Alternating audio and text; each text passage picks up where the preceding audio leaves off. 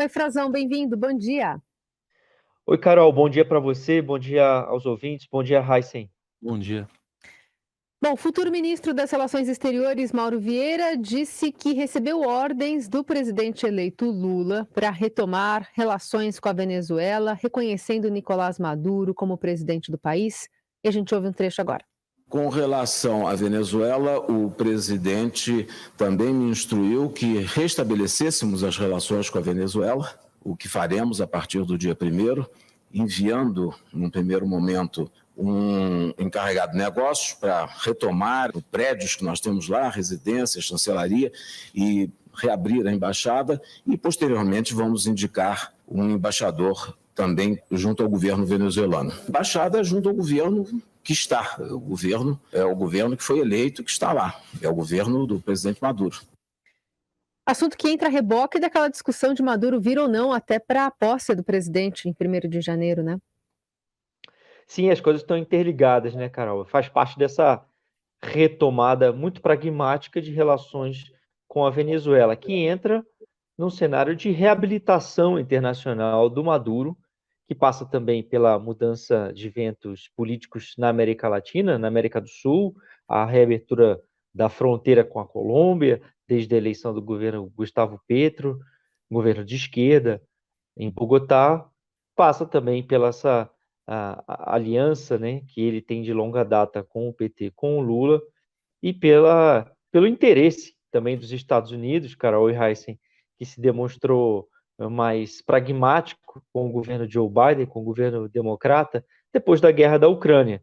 A questão da Venezuela era uma questão longa, né? Não era uma questão necessariamente política em relação a Washington, a posição de Washington, dos Estados Unidos, mas sim mudou de cenário por causa do potencial de produção de petróleo, de barris de petróleo da Venezuela e da escassez mundial depois da guerra da Ucrânia, que vai completar um ano em fevereiro do ano que vem. Então, há uma mudança de ares internacional, e isso vai dar fim à relação do governo brasileiro com o Juan Guaidó, que foi reconhecido durante alguns anos como supostamente um presidente de direito na Venezuela, embora nunca tenha sido presidente de fato, e que agora o governo Maduro, como disse o chanceler Mauro Vieira, é o governo que está lá. Acabou essa questão de dublê de presidente que fazia o Juan Guaidó, esse papel está se encerrando, inclusive a representação dele aqui no Brasil está saindo a embaixadora Belandria, Maria Tereza Belandria, já comunicou, já disse que está agora nas próximas semanas saindo do Brasil, encerrando o seu trabalho. O Brasil vai reabrir, como disse o Mauro Vieira, a embaixada em Caracas e o consulado, né, o consulado geral e os vice-consulados que tem na Venezuela. Essa questão de ter rompido com o governo completamente, sem formalmente encerrar, mas esvaziando as atividades, não é um ato formal que saia no diário oficial ou algo do tipo, mas é uma desativação dos contatos entre os governos, inclusive para assuntos consulares, sempre foi visto com uma certa reserva na diplomacia, por causa da quantidade de brasileiros que vivem na Venezuela, que trabalham na Venezuela, é um país de fronteira. Então, isso está mudando, era já esperado. Maduro, depois da vitória do Lula, eles concordaram, eles já tinham concordado nessa retomada de relação bilateral, conversaram por telefone, e passa, Carol, por essa dificuldade, um impedimento que já ficou claro que Maduro não virá para a posse, não há uma solução até agora encontrada pelo governo de transição. Tentaram de tudo, tentaram até uma operação de guerrilha diplomática clandestina, foram primeiro ao Ministério das Relações Exteriores, os representantes do gabinete de transição pediram a derrubada de uma portaria do Ministério das Relações Exteriores e do Ministério da Justiça, que impede a entrada de altos funcionários da administração chavista no Brasil por violações de direitos humanos, e escutaram que não poderiam, o governo não faria isso, que deveria ter sido feito um pedido ao Palácio do Planalto. E aí pediram para o Alckmin, vice-presidente eleito, o ex-governador de São Paulo, que é quem tem mais trânsito com o Bolsonaro, com o Ciro Nogueira, com o Palácio do Planalto, para que ele fizesse um gesto. O Alckmin acabou telefonando, pedindo, e ouviu também que isso não ocorreria. Eu conversei com o Eduardo Bolsonaro, com o almirante Flávio Rocha, todos indicaram figuras que influenciam na política externa do governo Bolsonaro, todos me diziam que não haveria, não saberiam dizer se o presidente Bolsonaro teria tanta boa vontade, achavam que não, porque me disse o almirante Flávio Rocha que não tiveram com o próprio Bolsonaro também. Ninguém teve boa vontade com ele, então não haveria boa vontade política de derrubar essa portaria. Portanto, não dá para o Maduro estar aqui com várias preocupações de segurança. Ele vive denunciando tentativas de assassinato, né, Raíssen? A gente já viu. E ele não virá por esse impedimento. Então, estudou-se até enviar Lula escreveu uma carta, mas estudou-se enviar um convite formalmente. Já foi feito, mais do que feito publicamente, eles se falaram, inclusive por telefone após a vitória eleitoral, mas até enviar um convite formalmente, em nome do Estado brasileiro, por vias extraoficiais, por um deputado, um parlamentar que fosse até Caracas, ou algum do chavismo que viesse a Brasília receber essa carta. Ainda tem funcionários do chavismo aqui, diplomáticos em Brasília, que estão trabalhando com habeas corpus, porque o governo Bolsonaro pediu para deportá-los, né? E eles tiveram decisão do Supremo para manter, para ficar aqui no Brasil. E essa situação toda é quase uma operação clandestina de pedir a um país amigo para levar a carta ao Maduro, o convite formal, mas essa não é a questão. A questão é que ele não consegue entrar, e é um governo pesado, né? Não deixa de ser um problema diplomático, uma questão sensível para todos, porque o Maduro, a gente sabe, o governo dele é acusado de uma série de violações de direitos humanos, inclusive por relatórios das Nações Unidas. Sim, sim. O Frazão, nesse mesmo pronunciamento, o futuro ministro das Relações Exteriores, o embaixador Mauro Vieira, anunciou o nome de Maria Laura da Rocha para a Secretaria-Geral do Itamaraty. É o cargo número 2 na linha de comando lá do Ministério, e primeira vez, hoje ainda é notícia isso, né? Tem que falar, primeira vez que uma mulher ocupa um cargo dessa importância, o número 2 lá no Itamaraty, né, Frazão? Exatamente. Inclusive, acabei de receber uma nota de apoio, de valorização da Associação dos Diplomatas Brasileiros, que é presidida já há algum tempo por uma mulher, pela embaixadora Maria Celina Azevedo. Ela dizia, né, saudando essa primeira indicação de uma mulher, esperando que isso seja um sinal de novos tempos, de diversidade. A embaixadora Maria Laura da Rocha, ela foi muito ligada ao Celso Amorim, elas trabalharam juntos. O próprio Mauro Vieira disse ontem que é uma amiga pessoal dele, além de tudo. Estava na Romênia, né, atualmente, mas também já trabalhou em organismos ligados às Nações Unidas, como a Unesco, a FAO, e tem larga experiência internacional. Eu fiz contato com ela, está muito satisfeita, vai vir ao Brasil, vai chegar ao Brasil no fim de dezembro para trabalhar definitivamente. Já está trabalhando, claro, obviamente, nessa, né, transição de governo, já está envolvida, ela por telefone, à distância, né, enquanto não encerra a sua missão na Romênia. E ela é a primeira mulher, é o cargo máximo, Raíssen e Carol, que é necessariamente ocupado por um diplomata de carreira. É o 02, é o cargo 02, seria equivalente ao vice-ministro, é quem toca o dia a dia do ministério, é um cargo muito importante.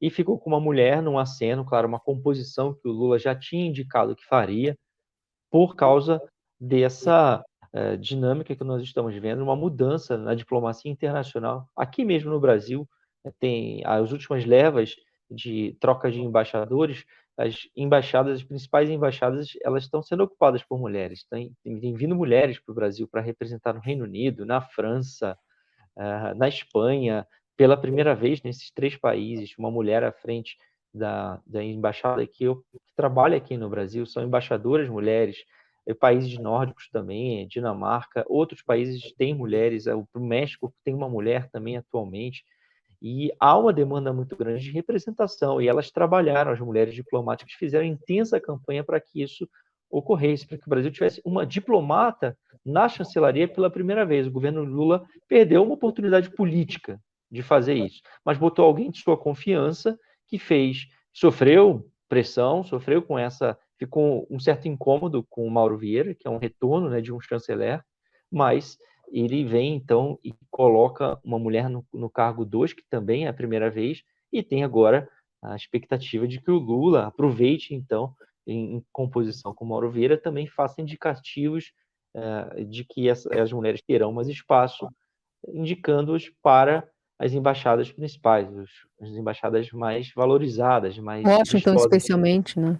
Washington, Buenos Aires, Pequim, olha, tem uma série de embaixadas, Carol, na França, as embaixadas dos países do Conselho de Segurança da ONU, da Europa, aqui na América Latina também tem embaixadas, o próprio México é relevantíssimo, Buenos Aires não tem nem o que falar, é bastante claro, e são os países, inclusive, que o Lula já indicou que vai visitar, né? O Mauro Vieira disse que já está preparando a viagem dele para Buenos Aires, para a China, para Pequim e para Washington, nos Estados Unidos. Essas devem ser as 3 viagens iniciais do governo Lula.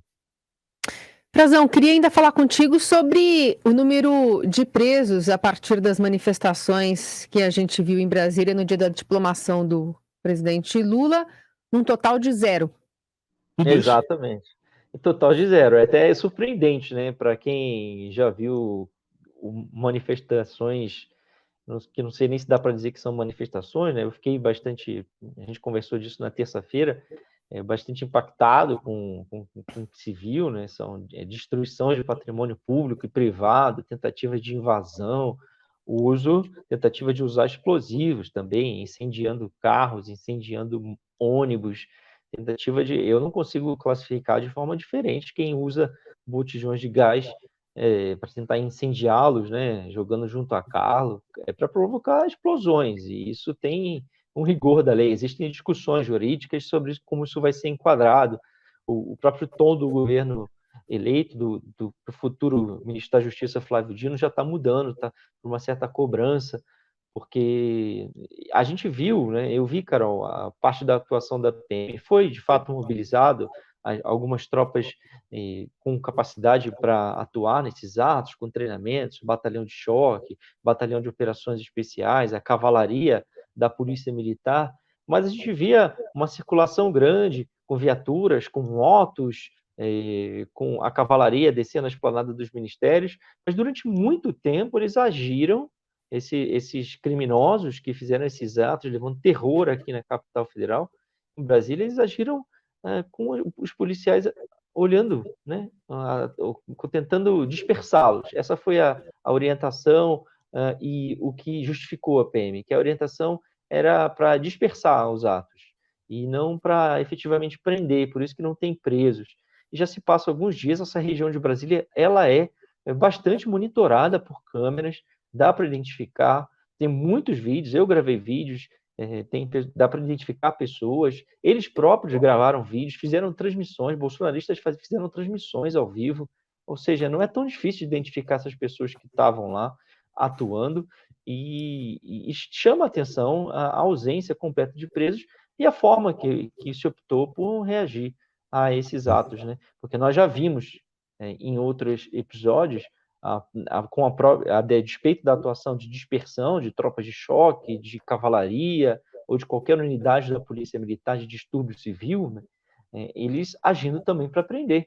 E quando há oportunidade, se faz a prisão, se detém minimamente as pessoas que tem lá, faz uma averiguação, e se opta ou não por manter uma prisão em flagrante, se for o caso, tem que avaliar quem fez o quê, claro, não estamos pegando prisão indiscriminada de ninguém, mas já faz alguns dias e era para ter uma ação minimamente mais contundente, é isso que se questiona.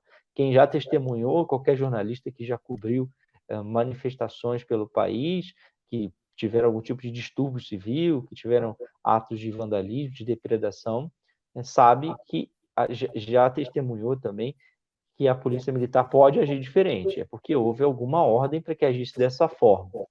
E isso precisa ser explicado pelo governo, pelos órgãos competentes, e esses atos não podem ficar impunes. Isso é que será muito triste e muito grave para a nossa estabilidade democrática. Nesse contexto, até sugiro a leitura do nosso ouvinte aqui, da capa do Estadão agora, do online, do Vinícius Valfré, com essa análise de um mapa de vídeos que reconstitui a ação desses extremistas na noite em que eles vandalizaram Brasília. São 21 pontos ali identificados, justamente desses registros que o Frazão traz para a gente, né, promovidos pelos próprios bolsonaristas na segunda-feira. E a fala do ministro Alexandre de Moraes, né, que ontem determinou que tem muita gente para prender e muita multa para aplicar ainda a partir dessas manifestações de segunda-feira. Aliás, o TSE que abriu investigação agora, né, a pedido do Ministério Público contra Bolsonaro por abuso aí de poder econômico, político, enfim, ataque às urnas. Está no contexto. E só para fechar mesmo, Frazão, eu queria te dar parabéns, você, equipe do Estadão, que venceu o Grande Prêmio de Jornalismo do Instituto para a Reforma das Relações entre Estado e Empresa, dessa série muito importante também nesse fim de governo, dos desvios do MEC, que a gente está vendo agora no grupo de transição, os buracos da educação, que começou com aquele gabinete paralelo e se desdobrou na demissão depois do ministro da Educação. Frazão, Daniel Vetterman, Breno Pires, Júlia Afonso, Vinícius Valfré e André Schauders nessa equipe, nesse Dream Team aí de Brasília. Parabéns. Legal que vocês começaram. Uma das revelações foi propina em pneu e depois teve, mais para frente, até hino nacional para pneu cantaram, né? Teve isso também. O pneu aqui no Brasil é usado para vários fins, né? Inclusive, a gente viu aí o pessoal queimando pneus aí esses dias aqui em Brasília para protesto, né? É inusitado. Obrigado, Carol Heissen, pela lembrança. Em nome da equipe, a gente foi buscar o prêmio em São Paulo. Pena que eu não pude passar aí nos estúdios da Eldorado, mas se tudo der certo, a gente tenta semana que vem. E parabéns também para você, Carol, que estamos agora uma mestranda, não é isso? Mestranda. Isso, é verdade. É que ela não dá esse tipo de notícia aqui. Esse tipo de notícia só eu que falo, mas eu me programei para falar, então agora ela foi aprovada aí, né? Vai ser mestranda. Já é. Não é fácil, uma universidade tripla função agora. Tripla jornada, mãe, mestranda e âncora do Jornal do Eldorado. Um prestígio para os nossos ouvintes, viu? Atleta, a Laís falou atleta também. Aí vocês já estão abusando. Atleta não. Ciclista, campista. Né? Ciclista também, é verdade. É legal. Encarna o espírito aventureiro do jornalista. Se ontem disseram que o Alexandre de Moraes encarna a defesa da democracia, foi assim que ele foi apresentado no TCU aqui, que foi chamado pelo ministro Bruno Dantas para compor a mesa do TCU, quebraram o protocolo na posse oficial do Bruno Dantas como ministro-presidente do TCU. Inclusive, teve um climão lá, Carol Heissen, porque estava o Lula, o Alckmin, o Bolsonaro não foi, tinha ministros, só que do próximos ministros do governo, toda a cúpula do judiciário, e tinha ministros do Bolsonaro, Paulo Guedes, Carlos França, o ministro Bruno Bianco, entre outros, que não aplaudiram nem o Lula e nem o Alexandre de Moraes, quando eles foram aplaudidos por todos no auditório. Mas se ele encarna isso, né, no entendimento da cúpula do judiciário brasileiro, a Carol encarna nosso espírito aventureiro, a vontade, né, nossa de também esparecer um pouco e praticar alguma atividade, recomendadíssimo para os nossos ouvintes.